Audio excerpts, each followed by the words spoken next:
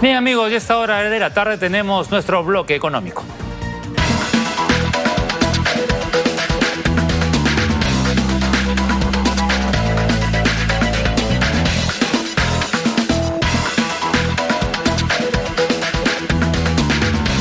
Bien, desde el Congreso se viene impulsando un proyecto de ley que pretende que la reducción del IGB sea temporal y que se pueda aplicar por secula seculorum, como dicen, ¿no? No por un tiempito, sino por más tiempito de lo que los analistas y los especialistas señalan. Vamos a hablar de ese tema importantísimo y para eso estamos con Jorge Guillén, profesor de SAN, catedrático de esta prestigiosa universidad, con amplio conocimiento en el tema económico. Doctor Guillén, ¿cómo está? Muy buenos días. Muy buenas tardes, es la costumbre de la mañana. ¿Qué tal? ¿Cómo están? Buenas tardes. Bueno, hay justamente voces desde el Parlamento que pretenden justamente una reducción temporal del IGB. Ya el MEF ha rechazado, ha reiterado que esto es inviable. ¿Por qué es inviable? Sí, es inviable fiscalmente también, sobre todo, ¿no? Porque ya se han hecho algunas correcciones en el caso del ISC a combustibles y algunos alimentos también por el lado del IGB. Y tanto el impuesto a la renta, el IGB y el ICC son los impuestos más importantes que hay en la recaudación, ¿no? Y ya incluso estamos también dando bonos a las familias vulnerables, o casi como 0.5% del PBI en ello, y ya no podemos darnos el lujo de hacer estas medidas, porque en el pasado tampoco han funcionado, ¿eh? Estamos hablando del 2011. Recordemos, en el capítulo anterior nos habíamos quedado con esta posibilidad de reducir a algunos productos, ¿verdad? A las harinas, a los fideos, se hablaron incluso de algunos productos cárnicos o lácteos. Recordemos también el episodio del Faisán, ¿no? De los congresistas que saltó ahí y desató una serie de críticas. Pero se hablaba de 6 meses. Yo recuerdo, corríjame usted, en su momento se decían por 6 meses, pero ahora se está pretendiendo ¿a cuánto? Sí, aún no está claro, pero en algún momento en el tiempo, en el 2011 se intentó regresar el IGB de 19 a 18 para bajar precios, y significó al final una pérdida de recaudación de 200 millones de soles, ¿no? Que hasta ahora los tenemos que pagar, porque no hay ese efecto traslado en las cadenas de consumo hacia el consumidor final, ese precio final. Eso.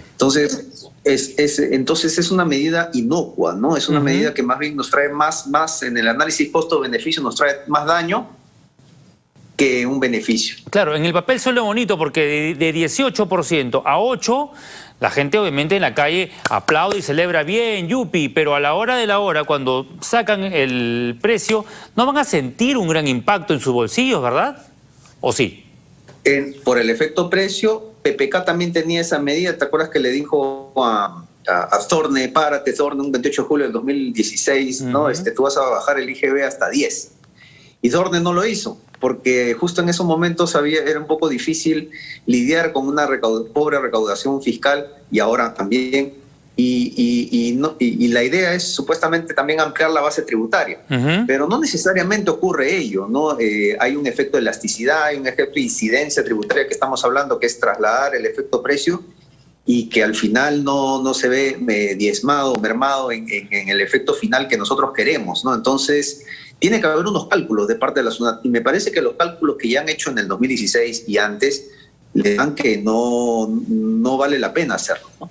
Ahora, esto afecta sin duda el sistema tributario, y según vengo revisando también las opiniones de otros especialistas, señalan pues que esto incentivaría el enanismo empresarial y obviamente la informalidad, que es un gran problema de nuestra economía. Sí, no necesariamente esta medida va a traer reducción de informalidad, ¿no? La informalidad se va a ver reducida siempre y cuando el Estado sea eficiente en la administración de los recursos, los recursos fiscales, ¿no? Si no, no vale la pena que yo me convierta en formal o me formalice, ya que el Estado no me da nada.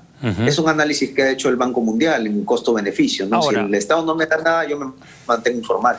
Si yo reduzco el IGB, ¿Lo va a sentir más, por ejemplo, una cadena de restaurantes o un negocio de comida que compra en cantidad que el ama de casa mismo? Sí, porque hay un efecto de oligopolio, ¿no? En muchas estructuras de mercado. Entonces, yo me guardo ese diferencial para mí y no lo traslado al consumidor final, que es lo que queremos. Entonces, como hay un oligopolio, hay pocos actores, al final no se traslada ese efecto precio porque lo que hace la empresa que tú me mencionas, o la cadena que está más arriba, se guarda ese diferencial para él. Claro.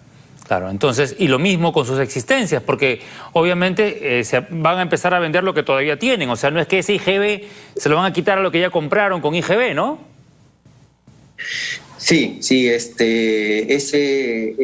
IGB, al final, claro, lo que va a suceder es que un grupo nada más de productores se va a beneficiar. Igual pasa con el canon de la Amazonía, igual pasa con las tasas de referencia del Banco Central cuando funcionan al alza, pero no a la baja, porque los bancos se guardan el diferencial y no le otorgan al cliente la bajada.